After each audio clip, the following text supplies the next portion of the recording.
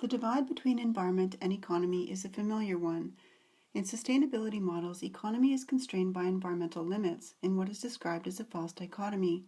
Yet values theory tested across more than 80 countries suggests economy versus environment is embedded in our values. In this model, people share 10 basic motivational values but prioritize them differently.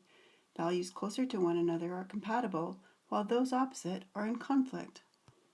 Self-enhancement values like power and achievement are in conflict with self-transcendence values that emphasize concern for nature or for others. Opposing values cannot be prioritized at the same time. Similarly, cultural values that emphasize living in harmony with the natural environment are in opposition to those focused on mastery that include changing or controlling nature.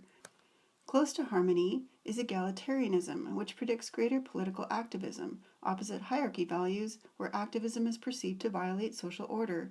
Values theory suggests economy and environment will always be at odds. To explore the role of values in resource decisions, I turn to Canada's West Coast, which has a long history of environmental conflict. For the last 3 years, a proposed pipeline to move bitumen from Alberta's oil sands to tidewater in British Columbia has been a firestorm of protests and court challenges. Here, not only were economy versus environment positions effective proxies for self-enhancement and self-transcendence values, the split was also true for hypothetical energy projects. Interpretations of terms such as public interest also split along values divisions. Even place connections fell on either side of the values divide. In choosing favorite natural places, West Coast residents selected places nearby, spectacular and ecologically sensitive settings treasured for recreation, food fishing, and tranquility. Place protection was protecting a way of life. Pipeline supporters typically chose distant vacation spots as their favorite places, faraway places that they'd known as children, or the rugged Rocky Mountains dividing Alberta and British Columbia. For Alberta participants, sense of place was tied to that province's economy, a way of life shaped by agriculture and the oil and gas industry. While people may not be in tune with another's sense of place, or they may disagree with their values, these entities are stable, often developing over a long time. You cannot talk people out of their values or sense of place.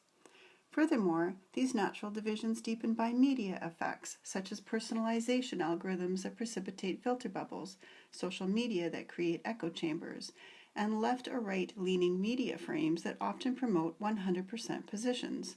They also deepen by tendencies to form groups with like-minded people, to readily accept information that confirms the beliefs that we already have, and to trust experts that we perceive to share our values.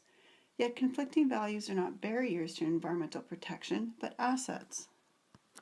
Looking at a wide range of economy versus environment issues, such as nature's role in the economy or the significance of biodiversity loss and climate change, only one stood out as a source of conflict.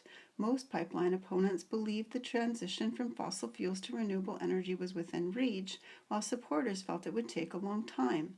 Examining 9 opposing arguments on transition time, I found facts supported both sides in every instance.